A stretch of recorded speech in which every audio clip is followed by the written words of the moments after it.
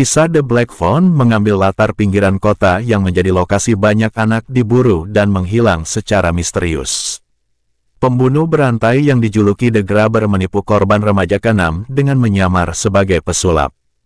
The Grabber diceritakan menculik anak-anak karena trauma masa kecilnya. Korban ke-6 yang berusia 13 tahun itu disekap dalam sebuah ruang bawah tanah kedap suara. Sebelum kita mulai, jangan lupa untuk subscribe dan aktifkan tombol loncengnya untuk mengetahui info-info berikutnya yang tidak kalah menarik untuk kita bahas. Film The Black Phone dibintangi Mason Thames, Madeleine McGraw, James Ransone, Jeremy Davies, dan Ethan Hawke. Mereka bermain bersama hingga pertandingan selesai dimenangkan oleh tim Bruce. Namun Finney tidak merasa kalah telak, mengingat Bruce merupakan salah satu temannya juga. Satu saat ketika Bruce sedang berkeliling perumahan menggunakan sepeda, seorang penculik misterius yang dikenal dengan nama The Grabber menangkap Bruce. Hal ini jelas membuat pinggiran kota Denver jadi mencekam. Finney sedih sekali mengetahui temannya itu menjadi korban penculikan. Adik dari Finney yakni Gwen, Madeleine McGraw, lantas menghiburnya.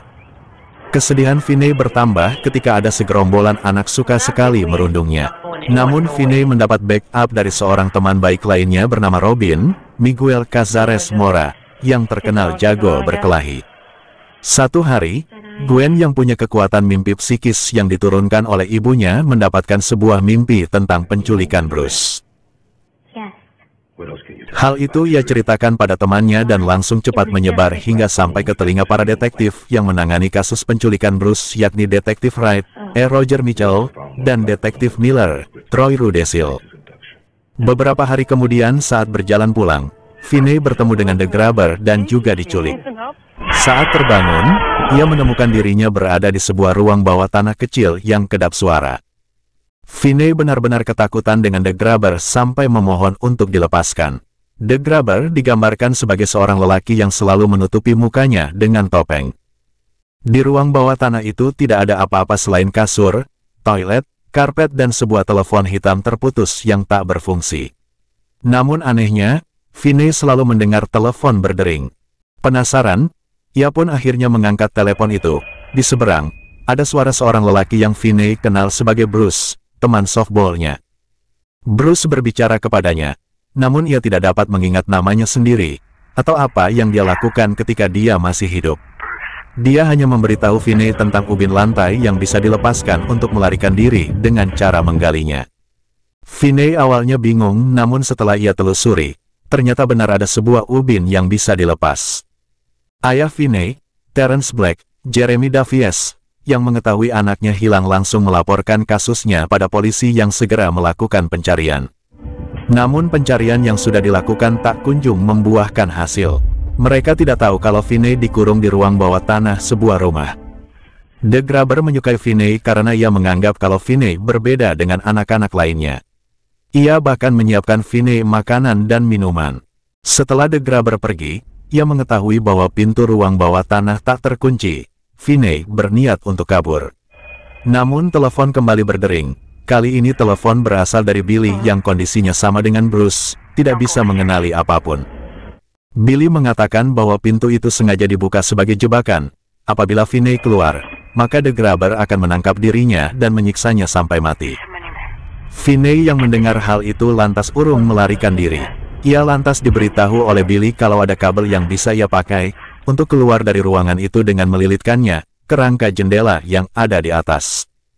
Namun sayang, alih-alih bisa keluar, rangka jendela malah terlepas, dan membuat Finney jatuh terjelembab. Merasa sudah tidak ada jalan keluar, Finney mulai menyerah. Di malam yang sama, Gwen bermimpi tentang kakaknya itu dan segera memberitahu pada ayahnya. Ayahnya itu sebenarnya tidak mau Gwen seperti ibunya yang akhirnya tewas akibat kekuatannya sendiri.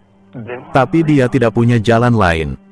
Detektif Wright dan Miller mulai melakukan pencarian dengan radius yang dipersempit. Ia bertemu dengan seorang warga bernama Max, James Ransone. Max tinggal bersama saudara laki-lakinya yang ternyata adalah The Grabber, namun ia tidak menyadarinya. The Grabber kembali berbicara pada Finney namun berujung kusut, membuat The Grabber marah. Setelah The Grabber pergi, telepon kembali berdering, kali ini berasal dari Griffin. Griffin mengatakan bahwa ada kombinasi kunci yang pernah ia tulis di tembok yang merupakan kode angka dari kunci pintu depan rumah. Finney lantas mengikuti petunjuk Griffin. Saat waktunya dirasa tepat, Finney berusaha keluar, namun sayang hanya bisa sampai di halaman depan saja, karena kembali tertangkap.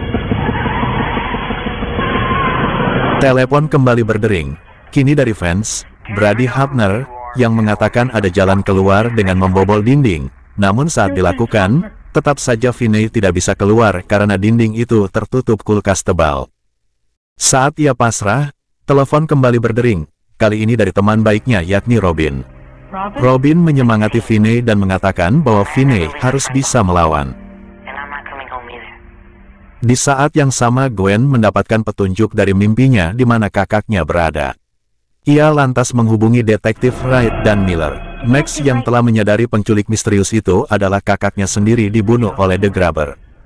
Saat akan membunuh Finney karena dianggap membuat kakaknya terbunuh, Finney melawan hingga The Grabber tewas. Mengetahui bahwa Finney bisa berkomunikasi dengan orang yang sudah meninggal menjadi sebuah pertanyaan besar. Apakah kekuatan mistis yang Finney miliki itu berasal juga dari ibunya? Nyatanya Finney mendapatkan petunjuk dan bantuan dari para roh anak-anak yang menjadi korban The Grabber lewat telepon hitam itu. Sampai sekarang masih menjadi misteri sih, apa sebenarnya tujuan The Grabber menculik anak-anak dan sama sekali tidak menyakitinya. Apakah ia melakukan hal itu hanya untuk bersenang-senang atau ada tujuan lain? Hal ini sama sekali tidak diceritakan lengkap dalam film sehingga para penonton hanya bisa menerka-nerka. Nah penonton setia HTV, itu tergantung kalian masing-masing menelaah isi film ini. Yang masih penasaran dengan film ini saya menyarankan, kalian menonton film ini setelah itu kalian dapat memberikan asumsi Anda sendiri tentang film ini. Dengan berakhirnya alur cerita film ini saya mohon diri sampai jumpa di konten alur cerita film berikutnya.